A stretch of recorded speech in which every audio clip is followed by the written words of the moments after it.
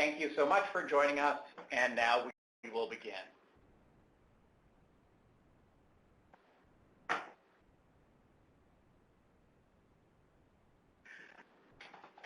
This is a short blurb about CTAC. We are Canada's non-governmental organization led by and for people living with HIV and co-infected with HIV and hepatitis C. We've been around since 1996, advocating for a timely, affordable, and equitable access to medications to treat HIV and hepatitis C co-infection. We work with a range of stakeholders. What are we really going to be talking about today? Truvada as PrEP. Let's break it down a little. Truvada is a tablet or a pill which contains two drugs, emtricitabine and tenofovir disoproxil fumarate, 200 milligrams of emtricitabine and 300 milligrams of the tenofovir. Truvada is indicated or can be prescribed in combination with safer sex practices for pre-exposure prophylaxis. Pre-exposure prophylaxis is known by the short form PrEP. And PrEP can be used to reduce the risk of sexually acquired HIV-1 infection in adults at high risk. We'll unpack this indication or prescribing information a little later on in the webinar. So Gilead is the manufacturer of Truvada. Truvada is a patented medication, and the patent still runs for a while in Canada until the summer of 2017. It's a blue pill and is dispensed in bottles. So that just gives you an idea of what it looks like. So what are the purposes of today's webinar? I'd like to briefly inform you about the drug approval and marketing process in Canada, except Quebec. Quebec has a different process for drug marketing. I'd like to provide you with some basic scientific and medical information about daily Truvada for HIV PrEP. And I'd just like to note that we will be dealing with daily Truvada as opposed to the intermittent or event-based use of Truvada. And we'd like to provide you with an opportunity for you to contribute to our patient group input submissions, which we provide to the regulatory body who makes recommendations about public drug coverage in Canada. We'll provide you a link to an online survey, an anonymous online survey, at the end of the webinar.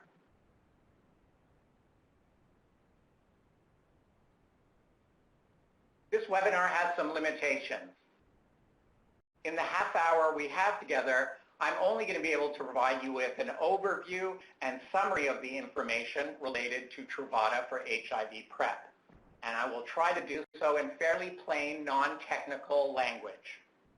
Obviously, we will not be able to provide comprehensive data about Truvada, the way it works in the body, or some of the clinical and real-life studies that have taken place. And as I mentioned previously, we will only be looking at studies of Truvada taken daily to reduce the risk of HIV transmission. Nothing in this webinar should be construed as medical advice. If you have questions about Truvada and taking Truvada, you should consult a healthcare practitioner. And finally, nothing in this webinar presentation should be seen as an endorsement of a specific commercial product, brand, or company. Here's what I propose as the agenda. Firstly, we'll look at the common drug review and market access process in Canada, an overview and how it applies to Truvada. Secondly, we'll look at some of the components and key attributes of Truvada. Plainly, why is Truvada used for prevention? Then we will turn, thirdly, to look at daily Truvada as HIV PrEP, what we know from clinical and real-world trials. Then we will have an opportunity for questions and answers. And finally, you'll be provided with a link to our online survey. I'm now going to play CTAC's tremendous video about a common drug review and other aspects of the process by which drugs are approved and brought to market in Canada. Canada has a unique healthcare system, and sometimes it can be complicated to navigate. Canada's healthcare system is made up of 13 separate provincial and territorial programs and 6 additional federal plans, making healthcare in Canada a shared responsibility between the federal, provincial, and territorial governments. A drug can take as long as a decade to develop, and our regulatory review bodies might take as many as 5 more years to conduct thorough reviews. So what's going on during that time, and how do medical treatments get from clinical trials to a public insurance plan? Once a pharmaceutical manufacturer has created a new treatment or molecule, they must take it through clinical trials before bringing it to market in Canada. These trials evaluate whether a drug works and whether it's safe. A drug can take years to develop and study, with clinical trials often involving hundreds of people testing the drug. Manufacturers will create many molecules, but only those that prove effective during clinical trial are developed further. Some molecules are developed and never advance to become a treatment. It is important to consider that treatment development costs a lot of money, and manufacturers will generally seek to recoup those costs. When the manufacturer is confident that they have a competitive, effective treatment, they will submit the drug, along with clinical trial data, to Health Canada for review. Health Canada reviews the drug to determine if it provides clinical benefit and if it is safe. Once Health Canada concludes that a drug is safe and likely to provide clinical benefit, it is approved for sale on the market and can appear on private insurance plans. However, if a drug is to be listed in most of Canada's public formularies, the process is long from over. These are the public drug plans that many Canadians depend on in order to access essential medications. After Health Canada approval, the drug in question is reviewed by another body, the Canadian Agency for Drugs and Technology in Health, or CADTH. This agency is funded by the federal and provincial governments, except Quebec, which has an independent process. CADTH oversees a process called the Common Drug Review, or CDR, which conducts a review called Health Technology Assessment, or HTA. Many countries conduct HTAs, and there are different ways to measure health technologies. An HTA is conducted not just on medications and drugs, but also on any health technology, like a new pacemaker design, for example. Ultimately, the Common Drug Review seeks to answer the question, is this treatment cost-effective, and will it provide improved clinical benefits to Canadians? The Common Drug Review will assess the drug for listing on public insurance plans and must conclude whether it can provide equal or improved clinical benefit compared to its cost, and whether that makes it more cost-effective than similar treatments. How much money should be spent to achieve how much clinical benefit? Once the CDR concludes its assessment, it sends a recommendation to all health plans, federal, provincial, and territorial, as to whether or not the provinces should cover the cost of this medication and list it on their plan. The CDR will suggest that the provinces either A. list the treatment, B. list the treatment with clinical criteria and/or conditions, C. not list the treatment at the submitted price, or D. not list the treatment at all. Most treatments do not get an unconditional listing suggestion, and the majority are either not recommended for listing or recommended with conditions. In fact, in many of their reviews, the CDR has rejected or suggested not to list at a manufacturer's submitted price. Listing recommendations from the CDR are not binding or final. The provinces and territories receive the recommendation and are free to review the drug against their own standards or make their own conclusion from the Health Canada and CDR reviews. This allows provinces to realize local priorities and more closely manage provincial healthcare needs based on their budgets and populations. Each province does this independently, as each is the public payer of their respective province or territory. While many provinces and territories conduct their own reviews, some smaller provinces tend to follow the CDR recommendation and list or not list accordingly. As new drugs are developed and new needs are realized, provinces and territories must be vigilant to maintain a public listing that addresses contemporary local realities and responsibilities. Often, older treatments must be considered against newer treatments to see which contributes the most value for the most reasonable cost. This system is designed to review and respond to new treatments as they are developed, while allowing room for both price evaluation and regional healthcare priorities. Conducting HTA reviews at several levels with room for conditions allows provinces and territories more control over their public plans and healthcare mandates, while still allowing Health Canada and the CDR to review every treatment at the federal level. Timely and reasonable access to effective and safe medicines is a healthcare priority for Canadians, and while the processes described here account for cost, safety, and efficacy, some critics worry that they are redundant, duplicative, and very costly. Additionally, some critics note that the multiple points of review have resulted in some drugs being available on some public plans, but not others. Therefore, not all Canadians have access to the same treatment options. Is there a better way to realize our healthcare priorities at a reasonable price without rushing our review of safety and efficacy?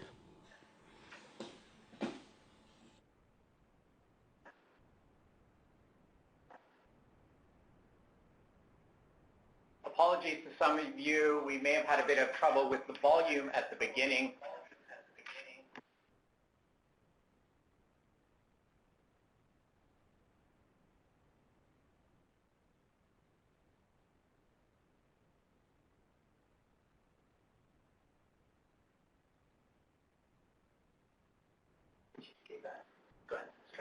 Truvada has been approved and sold in Canada since about 2006 for the treatment of HIV-1 infection in adults when used in combination with other HIV antiretroviral agents. And Truvada for the treatment of HIV is listed on all public insurance plans in Canada.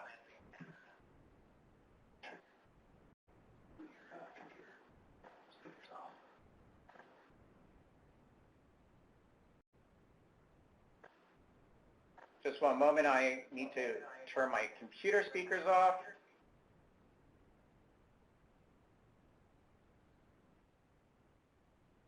Thank you for your patience. Health Canada approved Truvada for HIV PrEP on the 26th of February of this year, which means that physicians no longer need to prescribe it off-label. Truvada for PrEP now has a label. The Common Drug Review is the next step in the public listing process for Truvada as PrEP. The Common Drug Review and CTAC, the parent body who runs the Common Drug Review, has already begun the process for Truvada as PrEP. Note that Quebec does not take part in CTAC or the CDR process. And the question that the CDR seeks to answer is there a social value in this drug over other drugs? And should this drug be listed on public insurance plans? The CDR will issue a recommendation with its reasons.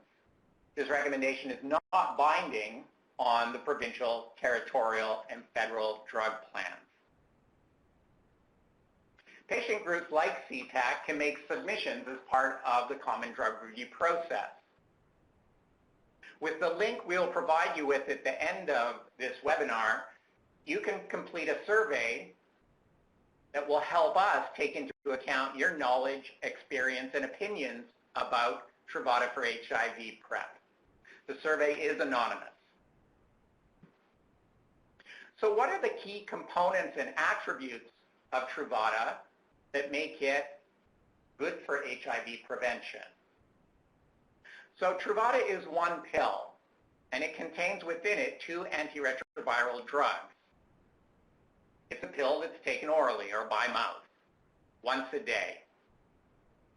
The 2 drugs, emtricitabine, known as FTC, or tenofovir disoproxil fumarate, known as TDF, are both in the same family or class of anti-HIV medications called nucleoside reverse transcriptase inhibitors.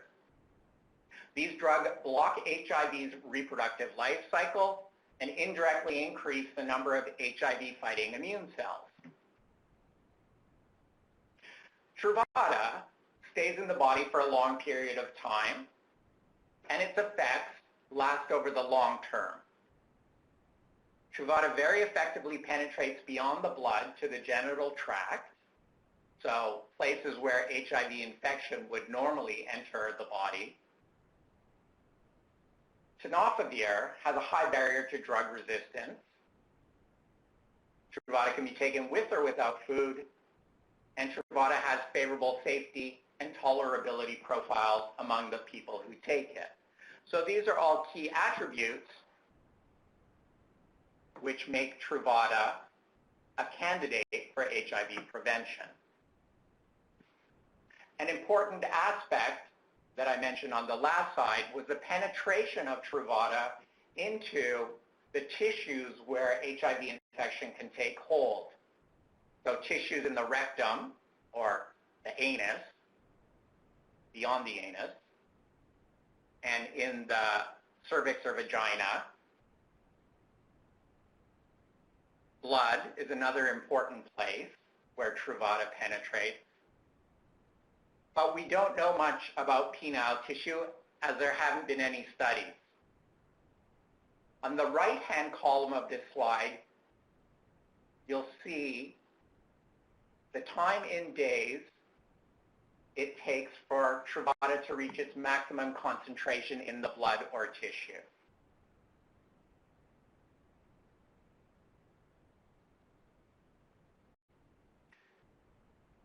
Like many medications, Truvada has certain adverse events that have been reported by people who have taken it. So people on trials looking at Truvada as PrEP, and I've listed two trials there in particular, iPrEx and the Partners PrEP study. We'll look at those a bit later. But the people in those studies reported certain adverse events or effects of the medication: diarrhea and abdominal pain, infections, headaches, depression and anxiety, and back pain. What is interesting to note is that some of these trials involved a placebo, or people taking a sugar pill in effect, which had no curative effect. Sometimes the people taking the sugar pill reported greater adverse events during the time frame of the trial. So the reports of events by people who are taking Truvada are not necessarily related to taking Truvada.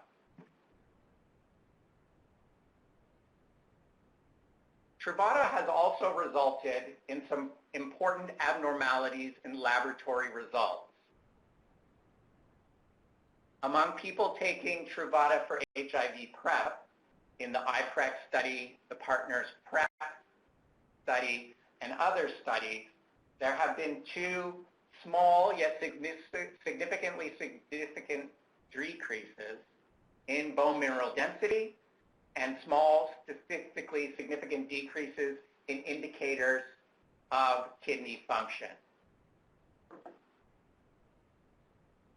Effectively, 0.003% discontinued participation in iPrEx or Partners due to kidney-associated lab abnormalities. Subsequent studies in people taking HIV for PrEP have shown that the changes in bone mineral density and kidney function indicators are reversible. So the laboratory results return to their pre-PrEP levels when the person stops taking PrEP or shortly after.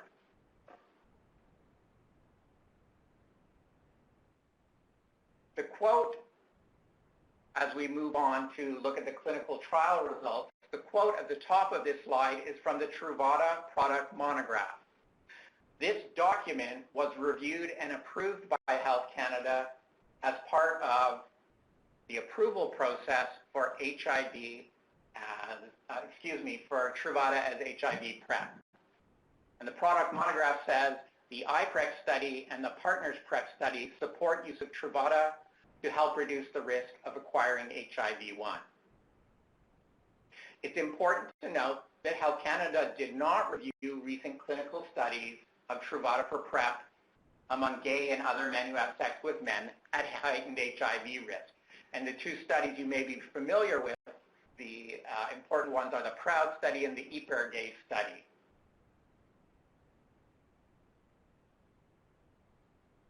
Here are some of the clinical trial results from iPrEx.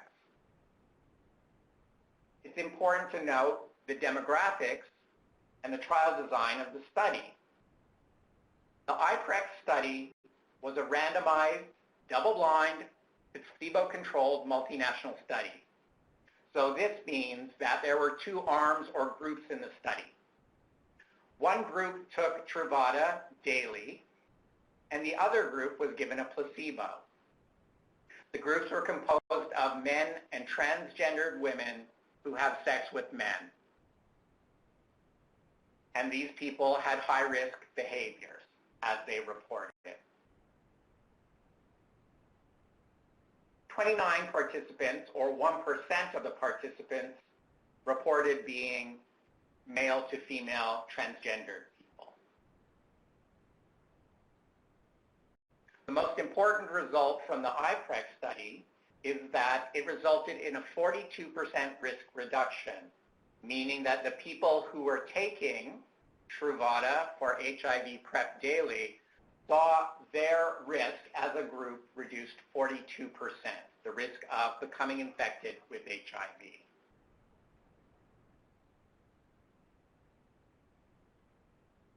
Interestingly, the risk reduction was higher among people who reported greater, more recent risk behaviors.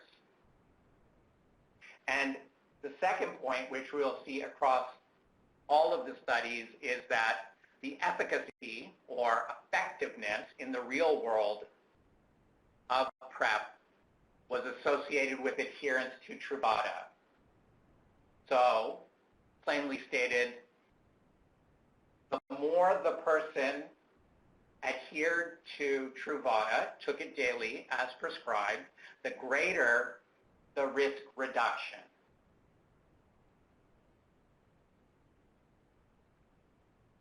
Now I'll move on to the partner study, which was the second large study that the Health Canada authorities reviewed when determining whether Truvada as PrEP was safe and effective. This was a 3-arm study and placebo-controlled. There were 3 groups. Arm 1 took one of the medications in Truvada. Arm 2 took the Truvada pill, which contained both of the medications. And Arm 3 took a placebo. Each group took their medication or the placebo daily.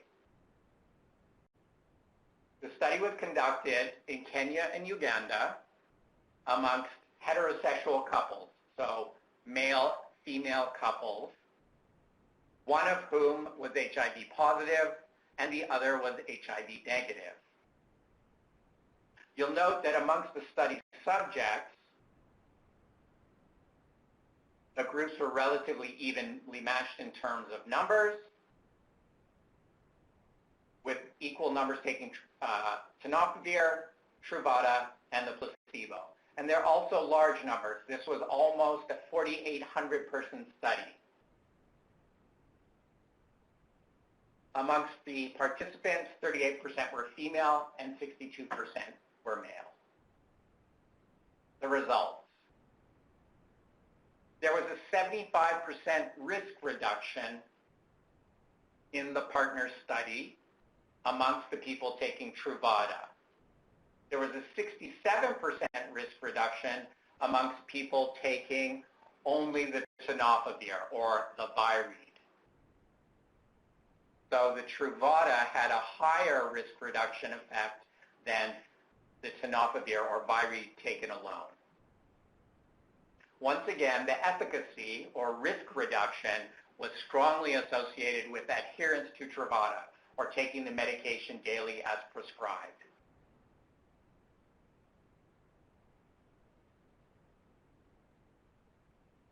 Now I'd like to briefly review some real-world results. And this is the PROUD study. I need to mention that Health Canada did not examine the results of the PROUD study when reviewing Truvada for HIV PrEP. PROUD was a real-world setting study undertaken in the United Kingdom at 13 sexual health clinics. It was investigating the issue of risk compensation in users of daily PrEP. Risk compensation would include not using condoms. So in this real-world scenario, the question is, were fewer people using condoms as a result of taking PrEP? The study was of gay or other men who have sex with men at heightened risk of HIV, and there were roughly 550 participants.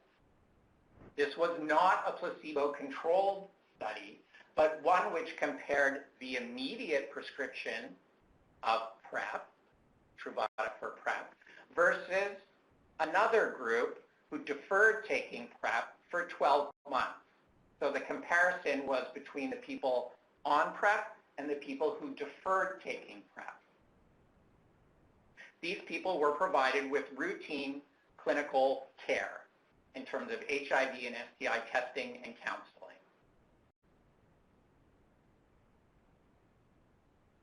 The PROUD study showed an 86% risk reduction amongst the gay and other men who had sex with men at risk of HIV.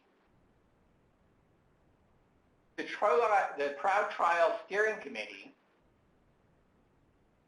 stopped the study early, not because it had failed, but in fact because it had been so successful in terms of showing risk reduction.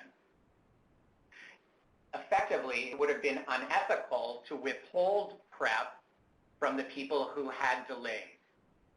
So everybody was offered the opportunity to go on Truvada for HIV PrEP.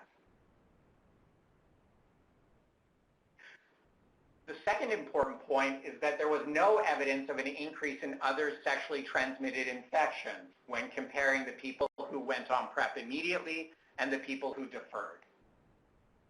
And the infections they looked at were gonorrhea, chlamydia, and syphilis in the rectum and in other mucous membranes. And finally, there were no serious adverse drug reactions reported or documented by the men in the study. There were some adverse events, including nausea, headache, and body aches, and 28 of those events resulted in an interruption of PrEP. Many of those people were able to continue PrEP after stopping taking it for a period of time. So let me just summarize the study results for daily Truvada. We see an evidence of reduced risk of getting HIV among people at heightened risk of HIV infection.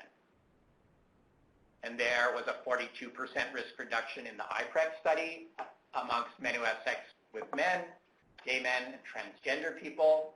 In the partner study, we saw a 75% risk reduction among heterosexual population. And in the PROUD study, an 86% risk reduction amongst gay and other men who had sex with men. In all three studies, greater adherence was associated with greater risk reduction. Two of these studies were controlled clinical trials, controlled in the sense that there was a control group, the people who took the placebo. And one of the studies was a real-world study, the PROUD study, where there was a delay.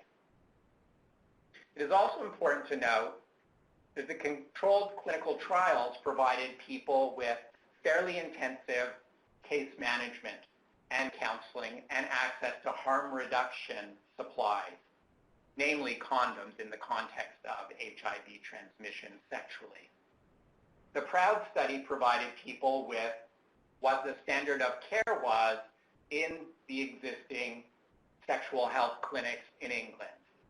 So not an increase in the intensity of resources to study participants. Where is evidence lacking? These trials, iPrEx partners and PROUD, did not study the safety and effectiveness of of Truvada for HIV PrEP in people under 18 years old. And there are no adequate, well-controlled studies of Truvada, either as HIV treatment or as HIV PrEP in pregnant women. To further summarize the results, Truvada for HIV PrEP has proven safe.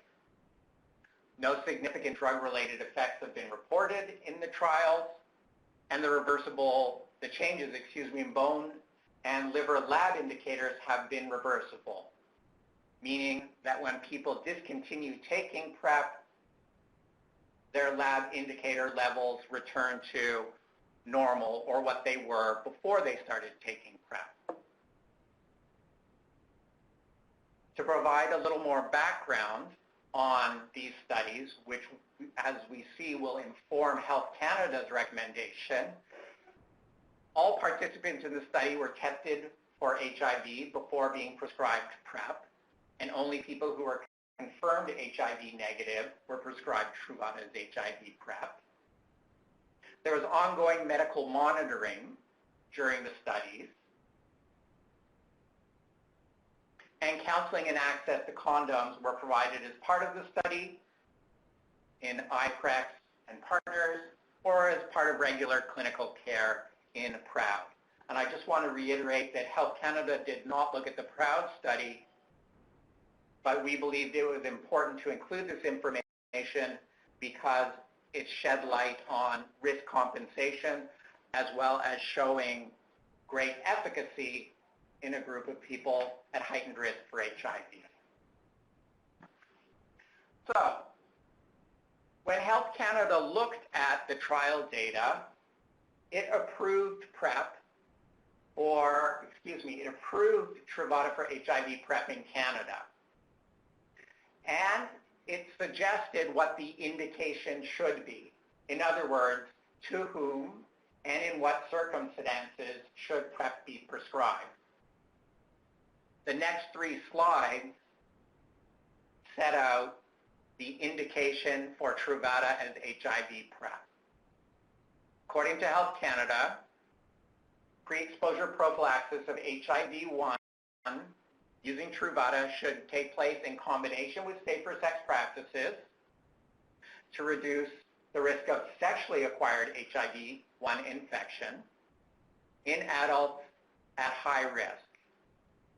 Please note that the indication is for sexually acquired HIV-1 infection and not HIV-1 infection by other risk pathways such as shared injecting equipment.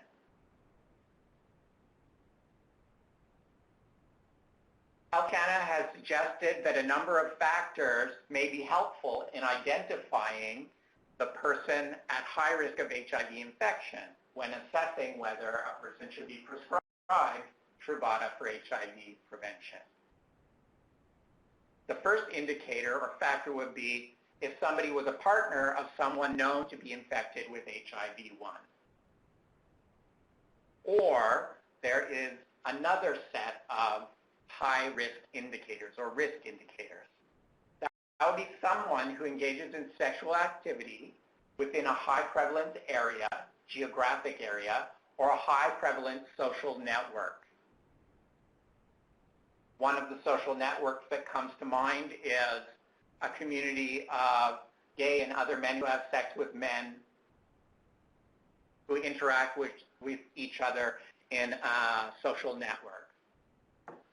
So the person lives in a high prevalence geographic area or a high prevalence social network and has one of more of the following factors. The person has inconsistent or no condom use.